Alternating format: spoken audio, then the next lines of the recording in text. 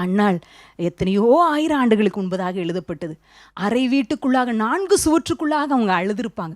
அவங்க நினச்சிருக்க மாட்டாங்க, என்னைய பற்றி ஆயிரம் வருடங்கள்லாம் கழிச்சு என்னை பற்றி பேசுவாங்க, நான் ஜெபிச்ச ஜெபத்தை ஜெபக்குழுவில் பேசுவாங்க, சபையில் பேசுவாங்க, பெண்கள் மத்தியில் பேசுவாங்கன்னு அவங்க நினச்சிருந்தாங்களா?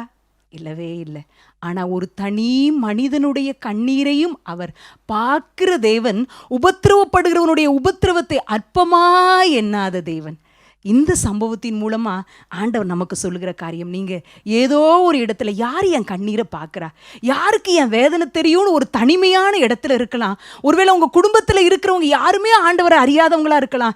நான் சிந்துகிற கண்ணீருக்கு ஏதாவது ஒரு பலன் உண்டா அப்படிங்கிற ஒரு எண்ணத்தோடு இருக்கலாம். ஆனால் உங்கள் கண்ணீரை கர்த்தர் கணக்கு வைத்திருக்கிற கர்த்தர். நீங்க ஆண்டவர் சமூகத்தில் ஜெபிக்கிறது 4 சுவற்றுக்குள்ளாக இருக்கலாம், ஆனால் அந்த 4 சுவற்றுக்குள்ளாக பரலோக சேனையே இறங்கி வந்திருக்கிறது என்பதை ஒரு நாளும் மறந்து போகாதீங்க. ஆண்டவர் உங்கள் கண்ணீரை கணக்கு வைத்திருக்கிறார். அதற்குரிய பதில் நிச்சயம் உண்டு.